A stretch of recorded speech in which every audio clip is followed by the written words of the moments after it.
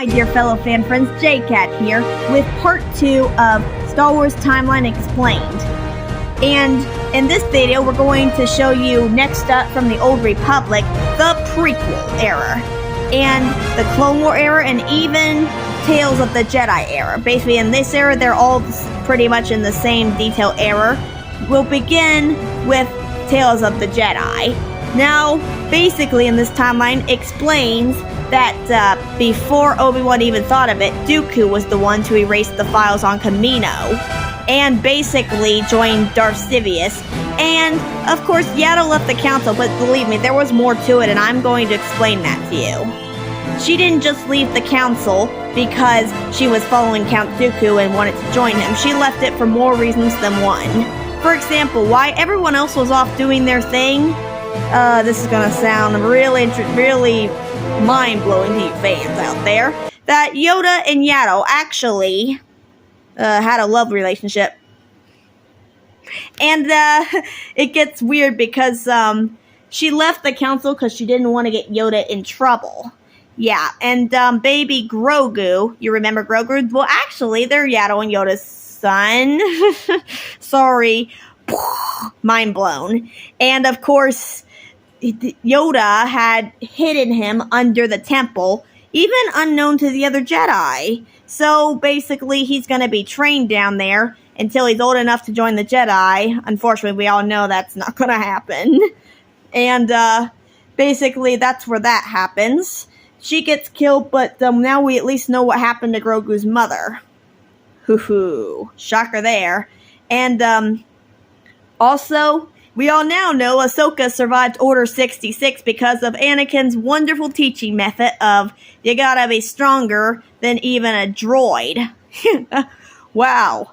Awesome there. Like, I am impressed with Anakin's teaching methods in that. And it takes place right next to the timeline of Episode 1, The Phantom Menace, when all that stuff is going on. Anakin's a little boy and gets saved by Qui-Gon Jinn and Obi-Wan Kenobi by pod racing and frees himself from slavery. That poor boy, he was in slavery. And of course, they go off to the Jedi Temple, and Anakin will assume his training, also falling for the Queen, which they also saved because she had to be saved from signing a horrible treaty, which would make the evil separatists in charge of her home world. Ooh boy, tough business there, sister. And, sorry, you may not want to lead a course of action that will lead you to war, but sorry, Padme Amidala, like it or not, you in it. And, it goes from there to say that, Anakin does make the council, even though they were terrified because of a strange future Yoda had. Oh my gosh.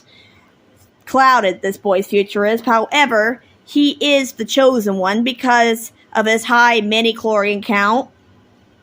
Dangerous business there. And of course, it goes on from there to explain that that Anakin became a part of the Jedi Council and eventually in Clone War, became Ahsoka's master. And also in Episode 2, he would fall in love with the beautiful dang Padme when she became a senator and her queenship was up. Ooh, baby, it's hot. But it's forbidden romance. Sorry, Cleopatra and Mark Anthony. Yeah. It's just dangerous business, man. It's all gonna be tragic love. Oh. And of course, getting back to our story, it will go from there to say that they got married and had a bunch of time in the Clone Wars of love and war. And Anakin was a superhero in that. Totally fighting for the good, doing good, but also had a growing dark side that he could not control. And to tell you the truth, he is the chosen one, because the next session I'm going to explain to you is Mortis, the episode in Clone War that explains he's the chosen one. Apparently, he goes into a force trance, and him and Obi-Wan and Ahsoka travel to the planet Mortis. Believe me, this is not just a planet, though. They're inside the living force itself, and it's kind of like Narnia, stepping outside of time. Now, if you guys don't understand it, by stepping outside of time, he was actually walking on top of every timeline in the Star Wars universe that ever was. Whether it be Rebels or any timeline that was in the Star Wars universe, he'd be walking outside of time on top of it. And then you meet these three creatures, father, daughter, and son, but the daughter represents the light. The son represents the dark.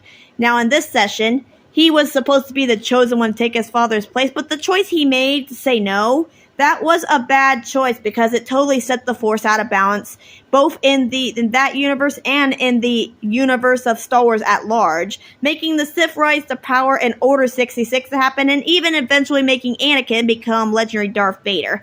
The moment he joined the Son in that episode was actually in the other universe when he became Darth Vader and joined the dark side.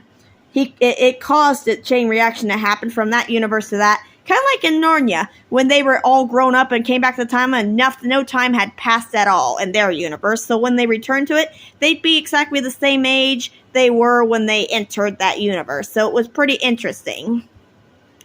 And then it leads on to tell you that after that Darth Vader rose to power in Episode 3, and that was the end of that era, beginning a session of eras known as Bad Batch, which I'll talk to you about in the next session of the video. May the Force be with you, and please check me out in the next video.